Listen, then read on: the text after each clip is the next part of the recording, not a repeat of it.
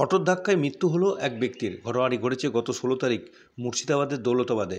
জানা যায় সাইরুদ্দিন শেখ নামে ওই ব্যক্তি, তার বাড়ি রানীনগর থানার গোধনপাড়ায়। সেখান থেকে কাজের উদ্দেশ্যে দৌলতাবাদে আসে এবং সেখানে পায়ে হেঁটে যাওয়ার সময় একটি অটো তাকে ধাক্কা মারলে ঘটনাস্থলেই পড়ে যায় এবং তখনই তার হাতের উপর দিয়ে চলে যায় সেই অটো।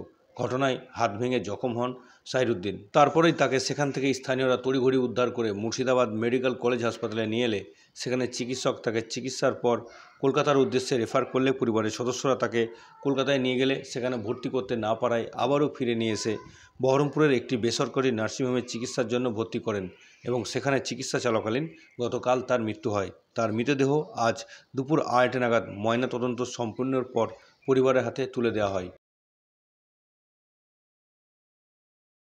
কবে হয়েছিল? অ্যাক্সিডেন্টটা হয়েছিল 16 তারিখ। কিসের সঙ্গে হয়েছিল? হয়েছিল আপনার অটোর সঙ্গে। আমরা হেঁটে যাচ্ছিলাম, আচ্ছা, ধাক্কা লেগে আপনার হাতের ওপর দিয়ে অটোর চাকা চলে যায়। তারপরে আপনাকে মেডিকেল হসপিটাল নিয়ে আসা হয়। আচ্ছা, তারপর চিকিৎসা হওয়ার পরে এখানে 3-4 ঘন্টা থাকার পরে ট্রান্সফার করা কলকাতা।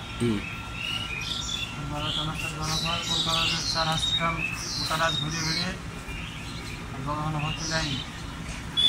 তারপরে আবার নিয়ে আসা হয় গীতারাম হসপিটাল, মানে নার্সিংহোম। গীতারাম হসপিটাল, হ্যাঁ, ওই ইয়েতে প্রাইভেট। আচ্ছা, ওখানে অ্যাডমিট করানোর পর মোটামুটি সুস্থ হয়। সুস্থ হওয়ার পরে ওখানে চিকিৎসা চলছিল, চিকিৎসা ওখানে চলছিল, ভালোই ছিল। ছাড় দরকার আছে।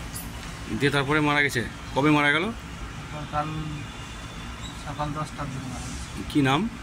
সাইরুদ্দিন শেখ, সাইরুদ্দিন শেখ। বাড়ি কোথায়?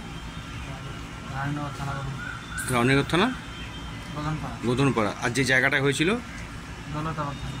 কি বাবা কি সাইকেলে ছিল না কিছুতে ছিল? হ্যাঁ, হেঁটে আসছে। হেঁটে যাচ্ছিল, তখনই ধাক্কা মেরেছে। তোমার নাম? মানে হাবিব। হাবিব শেখ।